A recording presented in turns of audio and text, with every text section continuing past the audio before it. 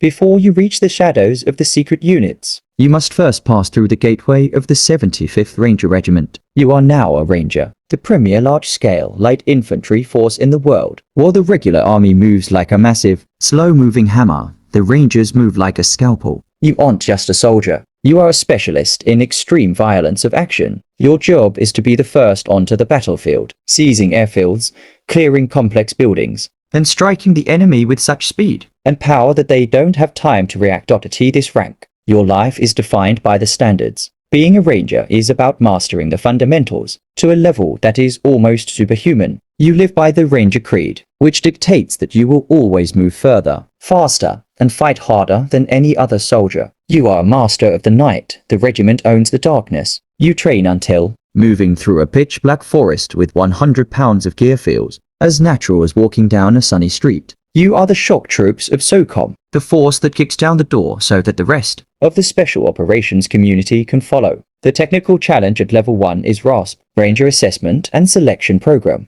This isn't just about push-ups and running. It's about mental fortitude. The instructors push you to the point of total physical collapse to see if your mind will keep your body moving. You have to prove that you can make complex tactical decisions while starving, sleep-deprived, and under simulated heavy fire. You are learning the big three of Ranger operations: marksmanship, physical training, and medical skills. You are a direct action specialist, trained to fast rope from helicopters or jump from planes into hot zones where the enemy is waiting. The 300 per day value you represent at this level is reliability. When the president needs an airfield halfway across the world seized in under an hour, they call the Rangers. You are the force of entry. You realize that while you are the level 1 of special OPS, you are already in the top 1% of all warriors on Earth. You are the tip of the spear, the sharp edge that breaks the enemy's front line and sets the stage for the shadow war to follow. If the Rangers are the hammer, the Green Berets are the brain. You have moved into the world of the Warrior-Diplomat.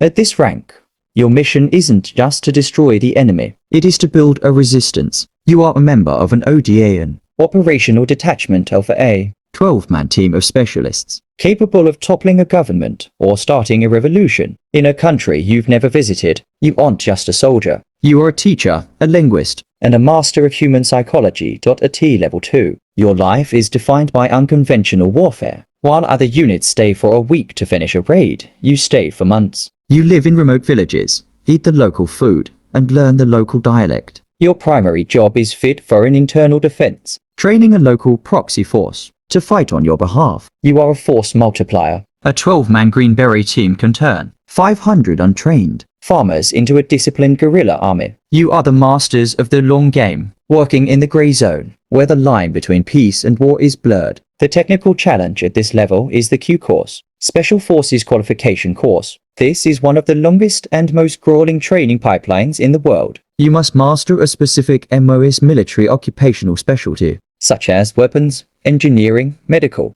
or communications. You aren't just learning how to blow things up. You are learning how to build hospitals, negotiate with tribal elders, and operate behind enemy lines without any support from the regular military. You have to pass Robin Sage, a massive, weeks-long exercise where you are dropped into a simulated enemy nation and must recruit a local resistance to achieve your goals. The value you bring at this rank is influence. You represent the ability of the United States to project power without sending a massive fleet. You realize that a single well-placed Green Beret is often more dangerous than 1,000 infantrymen, because you don't just fight the enemy, you change the environment they live in. You are the multipliers, the ones who prove that the most powerful weapon on the battlefield isn't a rifle, but the human mind and its ability to build alliances. You have transitioned from the dense jungles and dusty villages into the cold, unforgiving world of the Navy SEALs. At this rank, you are the master of the maritime domain. SEAL stands for sea,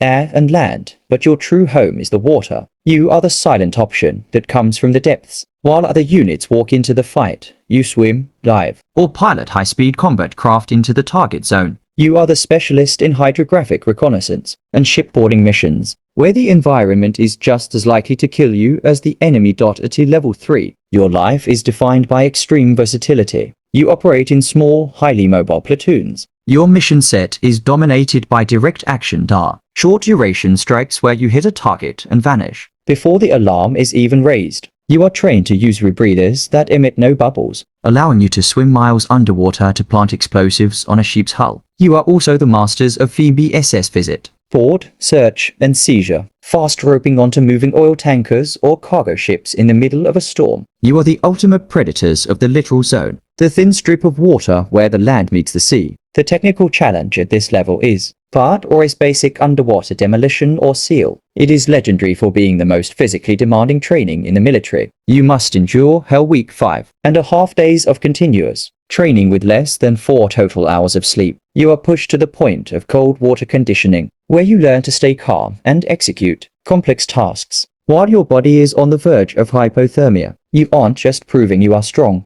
You are proving that you can be comfortable being uncomfortable. You have to master drown-proofing and underwater knot tying, while your hands are numb and your lungs are screaming for air. The 300 per day value you represent is global reach with the SEALs. No target is out of reach as long as it is near a coastline or a waterway, which covers 80% of the world's population. You realize that at this rank, you are a multi-environment asset. You are the masters of the sea, the ones who prove that the ocean is not a barrier, but a highway for the most elite warriors on the planet. You are the shadow that rises from the surf, strikes, and disappears back into the waves. You have moved beyond the traditional battlefield roles and into the world of the specialized support and amphibious shadow. At this rank, you are either the man who controls the chaos of the sky, or the one who carries on a legacy of elite amphibious raiding. You are the silent shadow. Level 4 is divided between the Air Force, Special Tactics, the Combat Controllers CCT, and Pararescuemen PJ and the Marine Raiders MARSOC.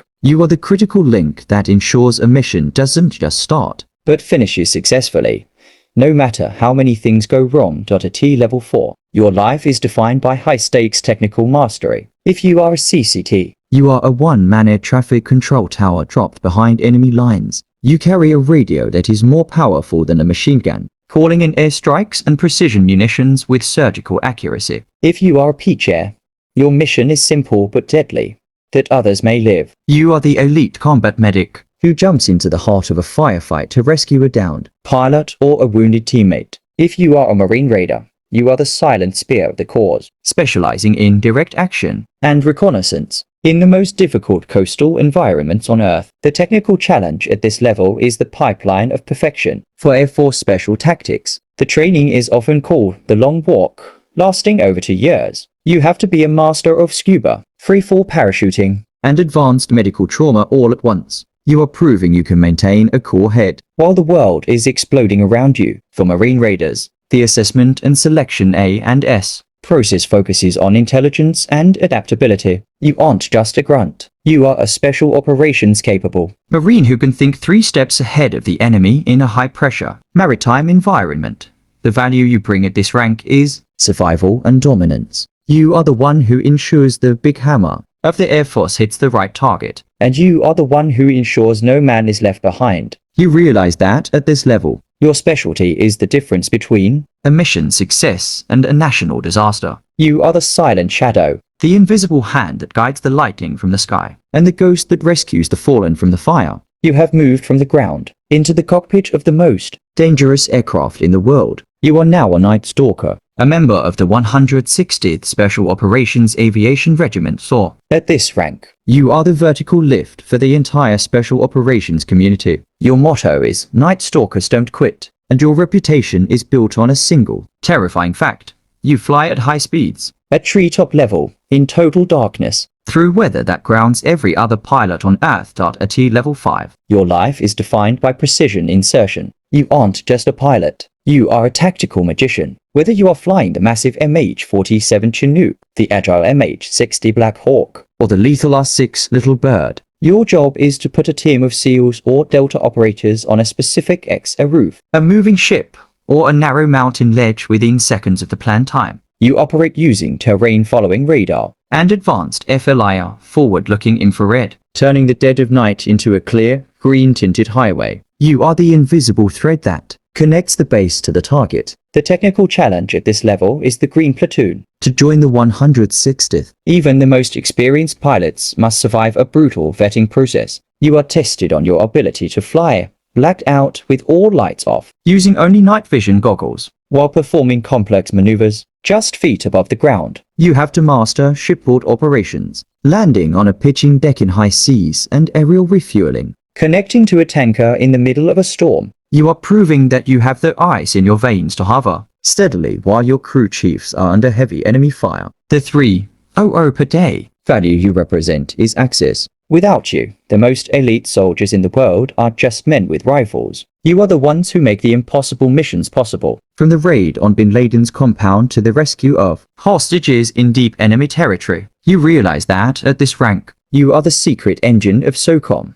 You are the Night Stalkers, the ones who prove that there is no place on Earth where the enemy can hide from the quiet professionals of the sky. You have reached the absolute summit of human conflict. You are no longer just a special operator. You are a member of a special mission unit, SMU. At this rank, you belong to the units that officially do not exist in the public record. Delta Force the unit and SEAL Team 6 Dave Crew. You are the Tier 1 asset, the scalpel used only for the most sensitive national security priorities. Your missions are directed not by generals, but by the President and the Secretary of Defense. At T-Level 6. Your life is defined by surgical precision and total secrecy. You operate in the black, meaning your actions are often classified for decades. Your specialties are counter-terrorism, hostage rescue, and high-value target extraction. While other units train for the battlefield, you train for the room. You spend thousands of hours in kill houses, practicing how to enter a room, identify a threat, and neutralize it in a fraction of a second without harming a hostage. You are a master of every weapon,